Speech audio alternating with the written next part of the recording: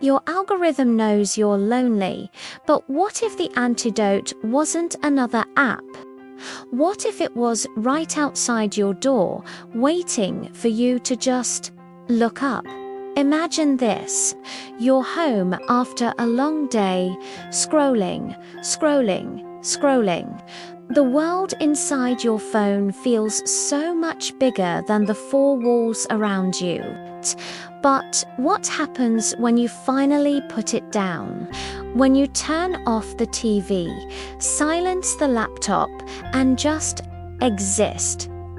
For one woman, the moment she did, something magical happened. Her apartment walls didn't just feel less confining. They literally dissolved. The sterile white plaster melted away, revealing the vibrant, sun-drenched street of her neighborhood. The boundary between her private space and the public world simply vanished. Suddenly, she wasn't alone in her living room. She was in the middle of everything. The sweet, warm scent of coconut milk and palm sugar filled the air. A few doors down, her neighbors were gathered around a large pot, laughing as they prepared kolok, a traditional sweet treat. An elderly woman beckoned her over, handing her a ladle. Without a word, she was part of it, stirring the fragrant mixture.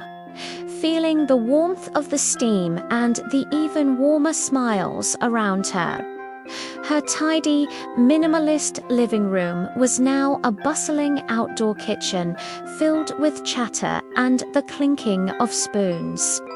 Later, she saw a young boy struggling with a bicycle chain. His father was trying to help, grease on his hands, a look of slight frustration on his face. In her past life, the one from 5 minutes ago, she would have scrolled past a how-to video. Now, she just walked over. She remembered fixing her own bike as a kid. Together, the three of them worked, their hands getting greasy, their conversation easy and natural. When the chain finally clicked into place and the boy pedaled away with a triumphant shout, the shared glance of satisfaction with his father was more real than any like she'd ever received. Her perfectly arranged bookshelf became the backdrop to a makeshift workshop. Her journey continued. She noticed the community planters along the sidewalk, the soil looking a bit dry. Someone handed her a watering can, and she joined a quiet, synchronized line of people, each tending to a small patch of green. Her sleek, modern sofa was now a garden bench, where she sat beside a stranger, their shared silence comfortable as they watched the plants drink in the water. It was a simple act, but it felt profound, like they were nurturing something that belonged to all of them. From her balcony, which was no longer a private perch, but an open terrace connected to others, she watched the days turn into weeks. We see a blur of activity. Empty pots arriving, bags of soil being hauled up, neighbors passing seedlings from one balcony to the next.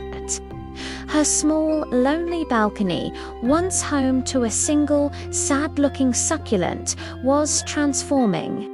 It bloomed into a sprawling, interconnected community garden. A tapestry of green shoots and colorful flowers wove its way across the building's facade, a living testament to their shared effort. The clean, symmetrical lines of her modern apartment were now joyfully interrupted by the organic flowing patterns of a living, breathing batik. One evening, as she sat on her balcony, surrounded by the scent of night-blooming jasmine and the quiet hum of the neighborhood, her phone, which had been off all this time, lit up. She picked it up, a little hesitant. A single notification glowed on the screen. It wasn't an ad, or a news alert, or a message from a distant acquaintance. It simply said, "One new neighbor added." She looked up from her phone and saw a new family moving in across the street.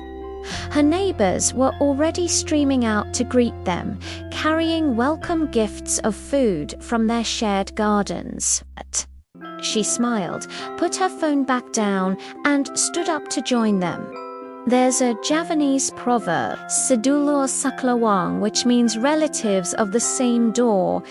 It speaks to the idea that our neighbors are our closest family. In a world that pushes us to connect digitally, maybe the most radical, most magical thing we can do is to close the laptop and open the front door. Because your real community, your real algorithm, is waiting right there. What are you waiting for? Thanks for watching. If this story resonated with you, consider sharing it. And don't forget to subscribe for more tales of the beautifully unexpected.